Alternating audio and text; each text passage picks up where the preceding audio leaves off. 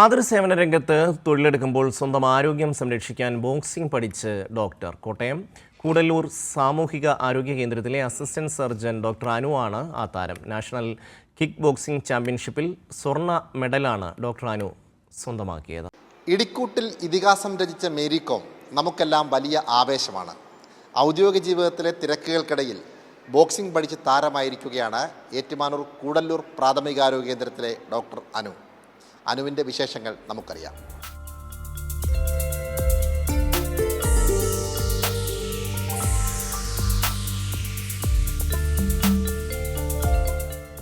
എന്തായിരുന്നു ഈ ബോക്സിംഗ് പഠിക്കണമെന്നുള്ള ആഗ്രഹത്തിന് പിന്നിൽ? പ്രസവശേഷം ഉണ്ടായിട്ടുണ്ടായിരുന്ന ഫിസിക്കൽ ആൻഡ് മെൻ്റൽ സ്ട്രെസ്സിനെ കുറയ്ക്കേണ്ടിയിട്ടും ജോലിയുടെ സ്ട്രെസ്സിനെ കുറയ്ക്കേണ്ടിയിട്ടും ഞാൻ ജിമ്മിലൊക്കെ പോയി തുടങ്ങിയിരുന്നു. പക്ഷേ കിക്ക് ബോക്സിങ് വെറുതെ ഒരു പുതിയ സ്പോർട്സ് പഠിക്കാമല്ലോ എന്ന രീതിയിൽ സൺഡേസിൽ മാത്രം പോയി തുടങ്ങിയിരുന്നു. അപ്പോൾ അതെനിക്ക് തന്ന ഒരു സ്ട്രെസ് റിലീഫ് വളരെയധികം കൂടുതലായിരുന്നു. ഞാൻ ശ്രദ്ധിച്ചു തുടങ്ങി.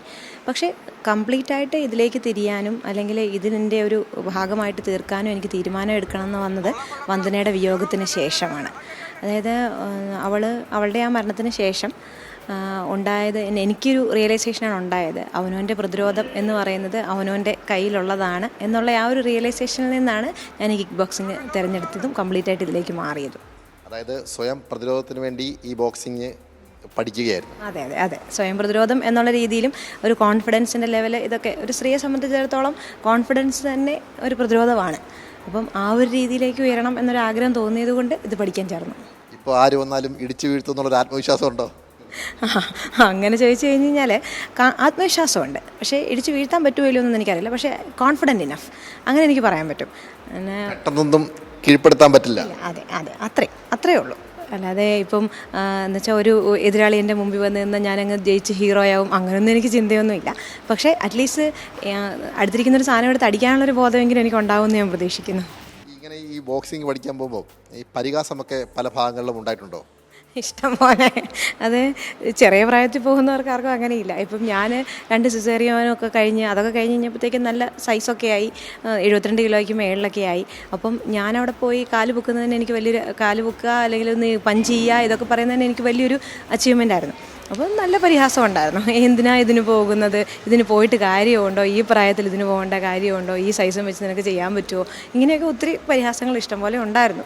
പക്ഷേ പതുക്കെ അതിൽ നിന്ന് നമ്മൾ മുമ്പോട്ടേക്ക് പോകുന്നു, നമ്മളത് സീരിയസ് ആയിട്ട് എടുക്കുന്നു എന്ന് കണ്ടു കഴിഞ്ഞപ്പോഴത്തേക്കും അവരെല്ലാം തിരിച്ച് സപ്പോർട്ട് ചെയ്യുക തന്നെയാണ് ചെയ്തത്.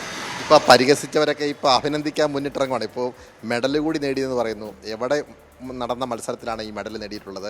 ഇപ്പോൾ അന്ന് പരിഹസിച്ച ആളുകളൊക്കെ ഇന്ന് വിളിച്ച് അഭിനന്ദിക്കുന്നുണ്ടോ? ഉറപ്പായിട്ടും. കാരണം വാക്കോ ഇന്ത്യ നടത്തിയ നമ്മുടെ നാഷണൽ അസോസിയേഷനാണത്.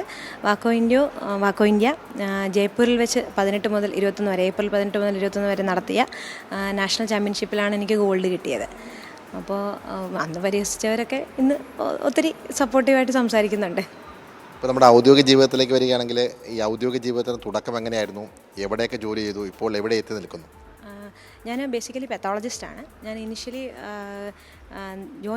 സർവീസിൽ ജോയിൻ ചെയ്തത് തോട്ടക്കാട്, CC തോട്ടക്കാടാണ് ഞാൻ ജോയിൻ ചെയ്തത്.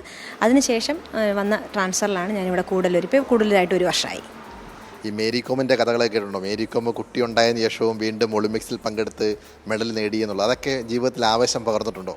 ധാരാളമായിട്ട്. കാരണം നമ്മൾ പലപ്പോഴും ഒരു സ്ത്രീയെ സംബന്ധിച്ചിടത്തോളം പുറകിലേക്ക് വലിക്കാനാണ് ചരടുകൾ ഏറെ ഉള്ളത്. മുമ്പോട്ടേക്ക് തള്ളാനും മുമ്പിൽ കൊണ്ടുപോയി നിർത്താനും ചരടുകൾ കുറവാണ്. അപ്പോൾ നമ്മൾ പലപ്പോഴും തളർന്നു പോകുന്ന അവസരത്തിൽ ഒത്തിരിയേറെ കാര്യങ്ങളിൽ വായിച്ചും എല്ലാം നമ്മൾ മുമ്പോട്ടേക്ക് പോകാൻ ശ്രമിച്ചിട്ടുണ്ട്. അത് ഈ കിക്ക് ബോക്സിങ്ങിൻ്റെ കാര്യത്തിൽ മാത്രമല്ല, മറ്റ് പല കാര്യങ്ങളിലും ഇതൊക്കെ വായിച്ചും ഇതായിട്ട് നമ്മളൊരു പ്രചോദനം ഉൾക്കൊണ്ട് മുമ്പോട്ടേക്ക് പോകാൻ ഒത്തിരി ശ്രമിച്ചയാളാണ് ഞാൻ.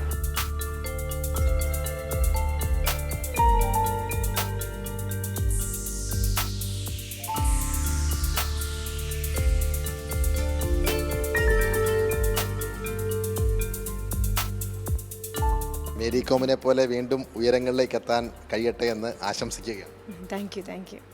എന്തായാലും ഡോക്ടർ അനു എല്ലാവർക്കും വലിയ ആവേശമായി മാറിയിരിക്കുകയാണ്. ഇപ്പോൾ അംഗീകാരങ്ങൾ കിട്ടിയപ്പോൾ ഒരു കാലത്ത് പരിഹസിച്ചവർ അഭിനന്ദിക്കാൻ വേണ്ടി വിളിച്ചുകൊണ്ടിരിക്കുന്നു എന്നുള്ള ഏറ്റവും സന്തോഷകരമായ കാര്യം കൂടിയാണ് ഡോക്ടർ പങ്കുവച്ചത്. സാംജിത്ത് ആർപ്പൂക്കരയ്ക്കൊപ്പം സനോജ് സുരേന്ദ്രൻ, കൈരളി ന്യൂസ്, കോട്ടയം.